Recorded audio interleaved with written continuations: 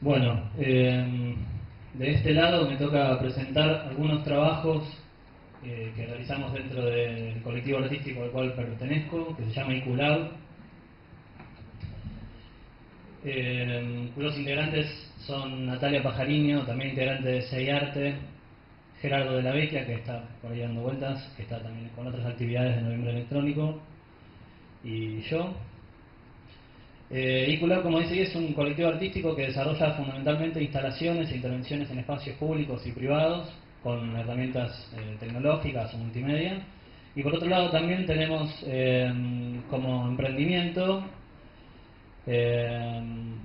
una vertiente, digamos, comercial, donde desarrollamos instalaciones interactivas para publicidad.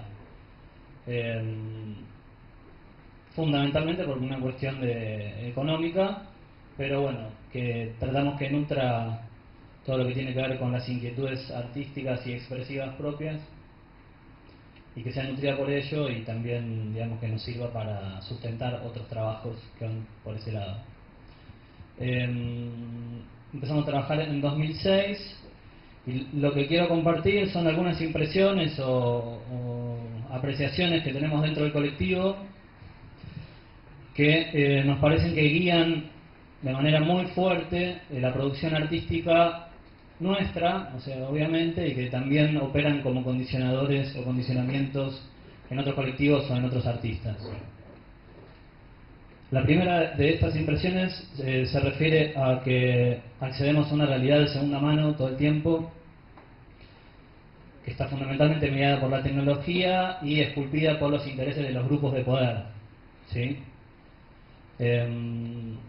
Con las tecnología, no voy a ahondar en detalles, pero fundamentalmente las tecnologías, las pantallas, las comunicaciones, las telecomunicaciones, etcétera. Y cuando hablamos de grupos de poder, no solamente nos referimos a corporaciones empresariales o con fines comerciales, sino también a veces a gobiernos, corporaciones académicas, corporaciones políticas, etcétera. Por otro lado, también estamos sometidos a un bombardeo de datos bastante impresionante.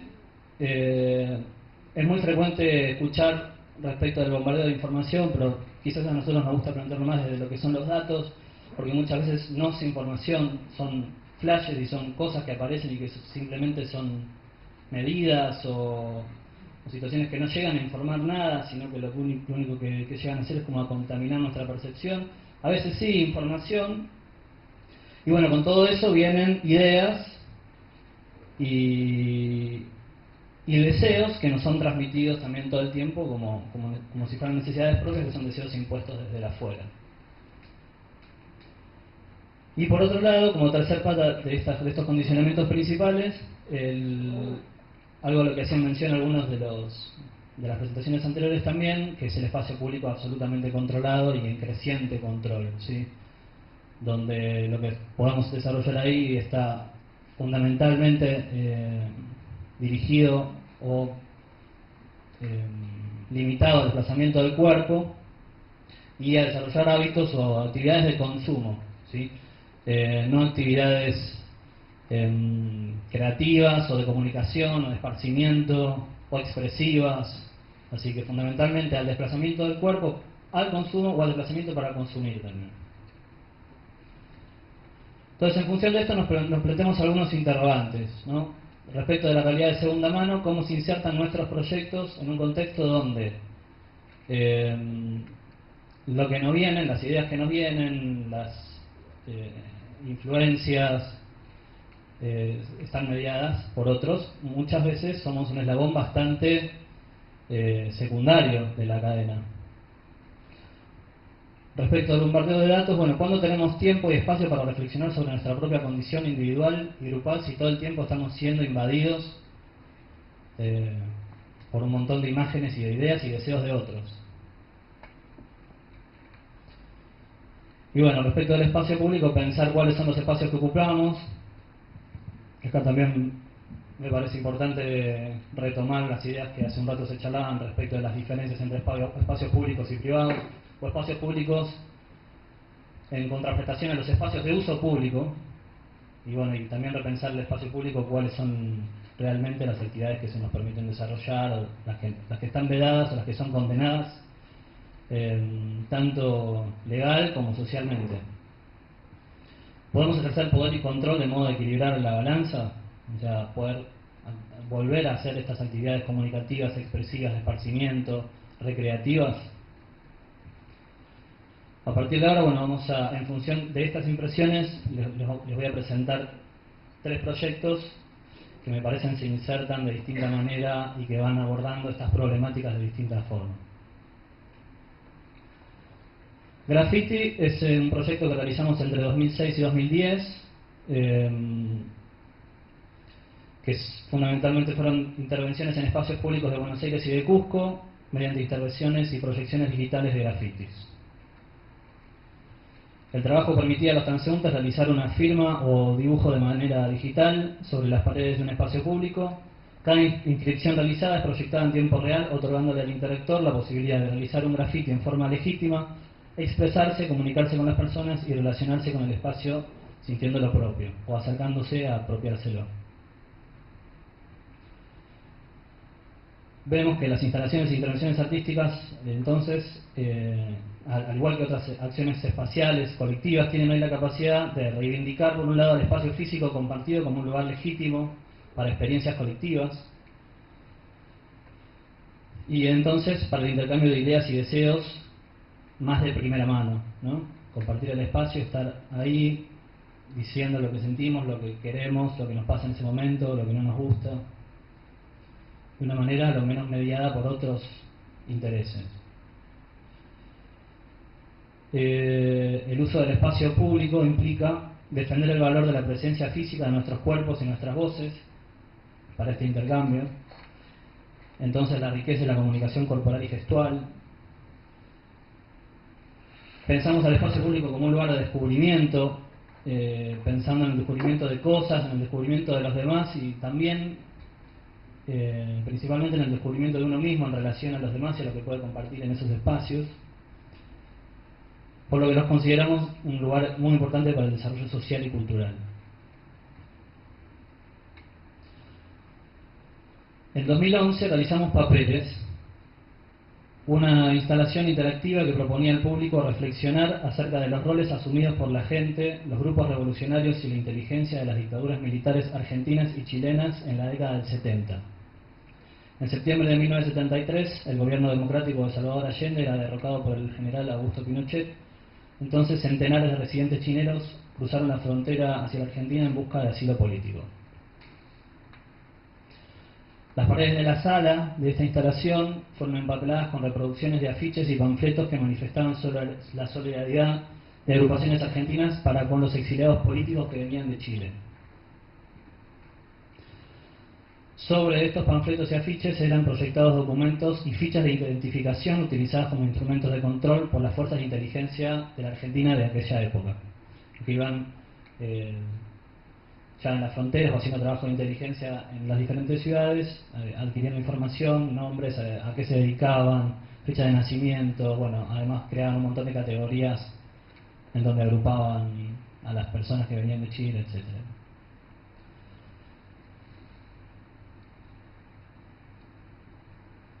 Creemos que es posible utilizar la atracción de las tecnologías multimedia y las interfaces electrónicas, ¿sí? Aprovechando, bueno, como por ejemplo las proyecciones a gran escala, las pantallas táctiles, también lo que contaba Carolina respecto de su interés del arte electrónico propio.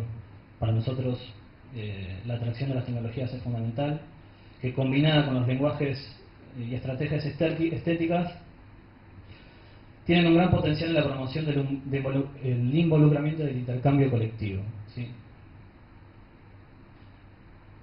En la instalación que les mencionaba recién, cada persona puede transitar libremente a la instalación y acceder a un objeto híbrido, mimeógrafo, fotocopiadora, que es este que veían acá, ¿sí? Copiar su mano y dejar una huella como una barrera que se interpone entre la proyección digital y los afiches de papel. ¿Viste ahí? De modo de poder separar un poco las historias y las visiones. En esta instalación, hacer o no hacer implica una posición, es decir, interponer una barrera o no, o dejar todo así como está. por lo que creemos que participar es inevitable.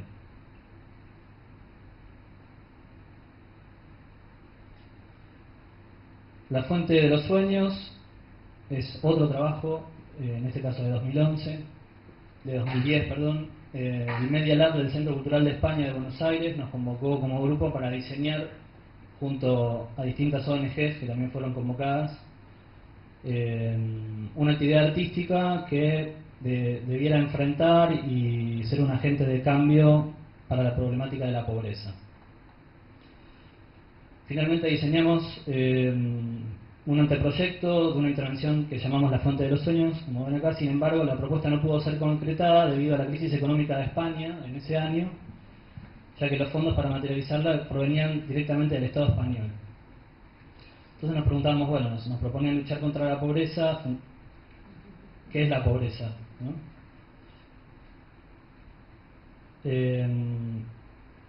¿Es España un país pobre? Es importante considerar el modo en que nuestras propuestas se insertan en las agendas impuestas por los grupos de poder. De nuevo, puede ser el Estado, los medios, la ciencia, muchas veces, cada vez más, la academia, otras corporaciones. Es importante considerar que ellos imponen deseos y direccionan nuestra producción. Por lo tanto, en la práctica artística debemos, nos parece a nosotros, prestar atención para identificar distintos casos en donde estamos trabajando. El primero podría ser, si tomamos el tema, un tema de una agenda propuesta por un grupo de poder, ¿sí?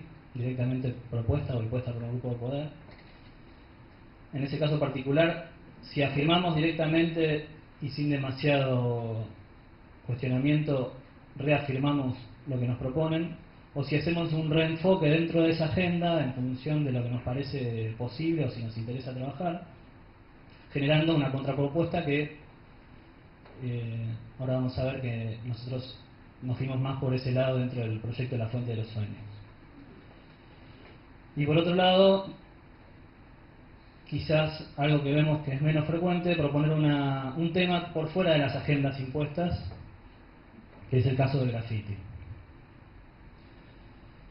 En La Fuente de los Sueños, entonces nos permitimos proponer algo desde adentro, repensando la idea de la pobreza, proponer algo, reenfocarlo desde dentro de una agenda de un grupo poderoso.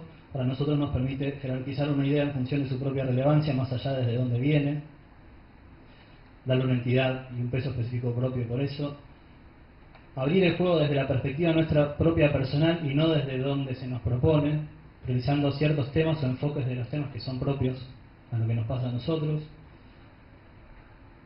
Por eso entendemos que tiende a ser más libre de condicionamientos y limitaciones, por lo menos desde el lugar de donde viene, y tiende a cuestionar las bases de lo establecido un poco más, al menos.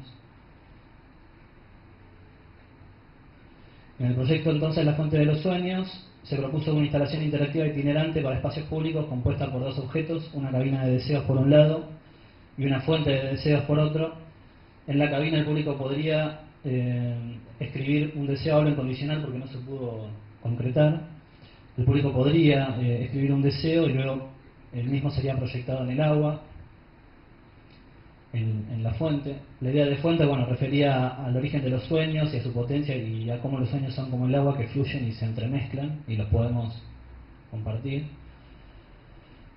Entonces, bueno, a través de los sueños se proponía reflexionar sobre los deseos como una experiencia enriquecedora para toda persona, en un ejercicio que no solo era un desafío para aquel que no había reparado en sus necesidades o deseos, sino que además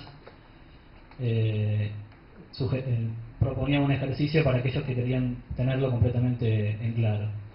Lejos de poder solucionar lo injusto de la pobreza, decidimos alentar la reflexión, el autoconocimiento y la afirmación de esperanza y superación respecto del tema.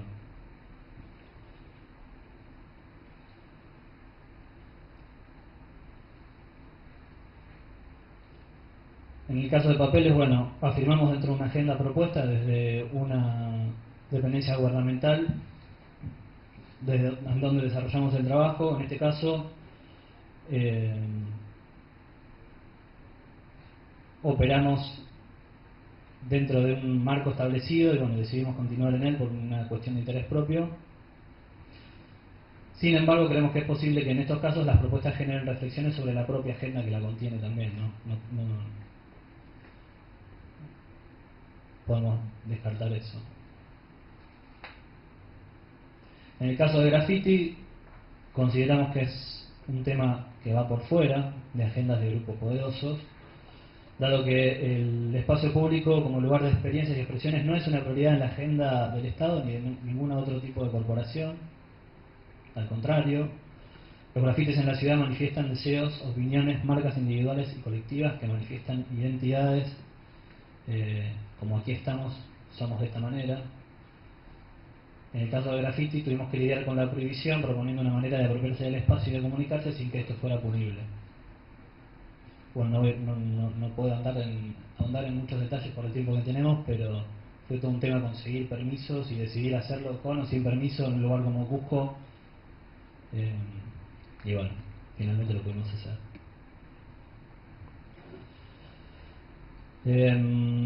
Estas preguntas que voy a plantear a continuación a modo de cierre son preguntas que nos hacemos a nosotros mismos y que bueno, las compartimos hacia afuera también con otros artistas o interesados o gente que vemos que está problematizando este tipo de cuestiones. Y bueno, en función de estas experiencias que planteaba recién y de las apreciaciones, ¿qué agenda nos mueve a nosotros? Si son agendas propias o son deseos impuestos que vienen de afuera, ¿en qué orden están? ¿De quién son esos deseos? ¿Cómo se relacionan nuestros deseos entre sí y con el entorno? ¿Y cuál es el rol que tenemos como artistas o como ciudadanos o público en el espacio público? ¿Qué expresamos ahí? ¿Cómo lo expresamos? ¿A qué están obviamente dirigidas los permisos que tenemos dentro del espacio público?